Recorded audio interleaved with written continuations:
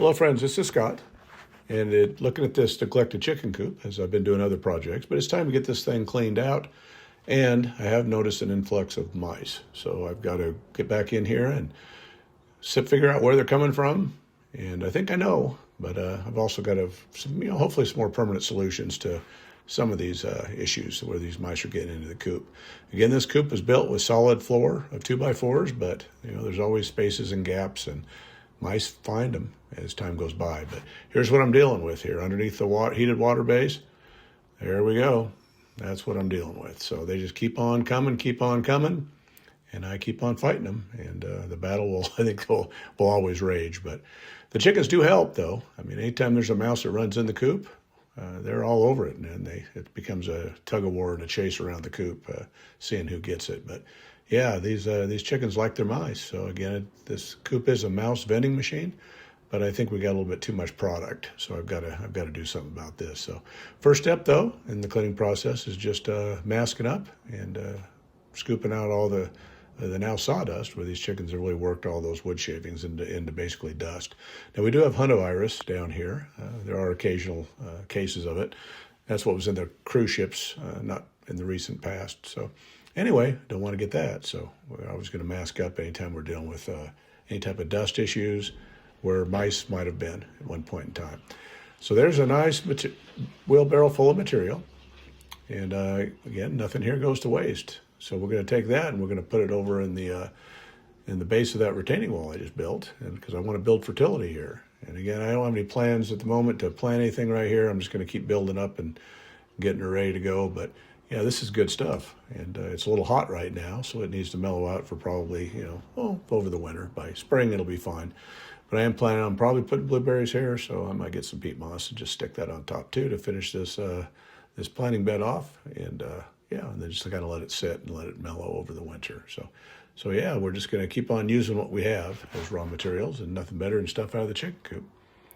So there's a good look at it. And again, I've used horse manure, steer manures, chicken manure. I brought in soils that I purchased, and I've also screened a little bit of soil from the big pile of dirt there. So yeah, we're going to have a pretty good mix of materials. But here's a look at the base of the chicken coop on the floor.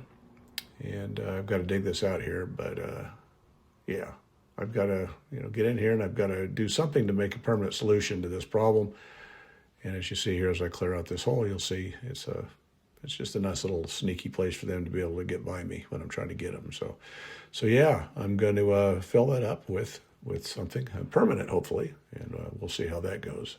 I'm sure there's other holes now that they've created or other avenues they found in, but again, they're living underneath the coop.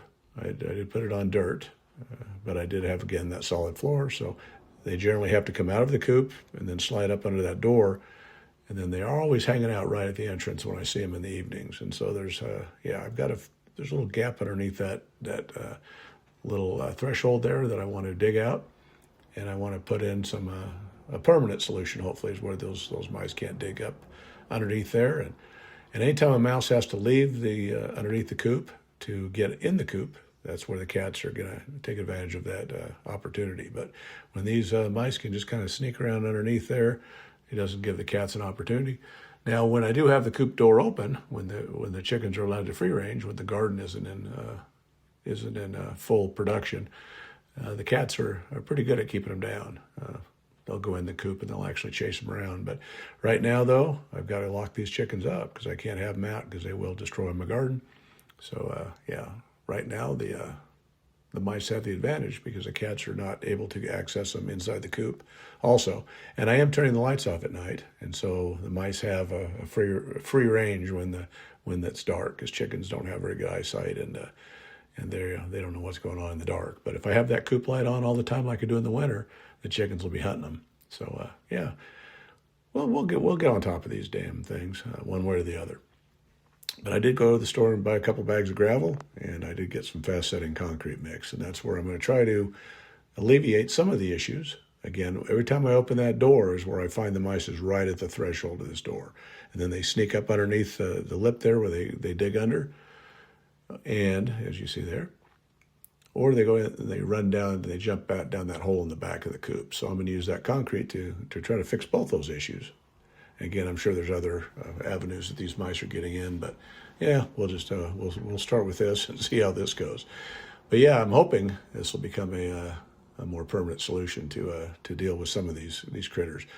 Again, I'm not a concrete guy, and as you see, I used way too much water in this mix, so I dumped a little bit out. But I only bought 2 bags of concrete, and I dug that hole thinking, I got to make it a little bit bigger because I don't have, I don't want to have wasted or excess concrete just to throw away. But I did that little trench there a little too big, and I didn't form it in initially, so I didn't have enough concrete. So I had to basically grab some cinder or some little edging blocks and push them in as a border there, just to shove the concrete up in there. Now the flies were pretty bad in this coop without any bedding, but yeah, that's what I did in the back. And I found out that little fix in the back didn't work too well because the mice just, as that concrete was curing, they dug right through it or chewed through it.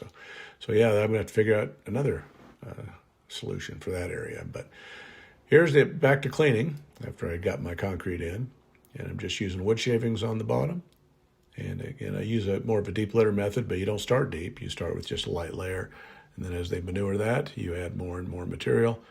And then it just builds up, and then it actually creates a little bit of heat. So in the winter, it helps the chickens out a little bit. But yeah, just adding some of those wood shavings you get from in those plastic bags, those bales. But I do use straw in the nesting boxes. The chickens like that a lot. And if I don't put straw in these boxes, they just lay on the floor. So when when there's straw in there, they like to get in there and make themselves a little nest. And they're doing a pretty good job at laying eggs. But the mean chickens that are the new ones are still keeping a couple of my other ones at bay, and so I'm not getting many brown eggs at all, and so I've got to give them some relief somehow. I do have that new little coop that I showed you earlier that I fixed up in an earlier video, and I will be using that, and I did use it today because I did block the chickens out of the coop as I'm cleaning, and I did take the 2 chickens that are getting beat up the most, along with another one that is one of their friends that does get along with the main flock. But again, that's how I blocked them in. And then I'll show you where I put those other birds. And I was thinking this coop would be enough to raise a couple chickens in it, but it's just too small. I'm not going to do that. I'll raise pullets in it until they get mature, and then I'll pull them out, throw them in the main house. I also do not want to keep these birds separated for too long, because once you put them back together, they're going to get beat up worse.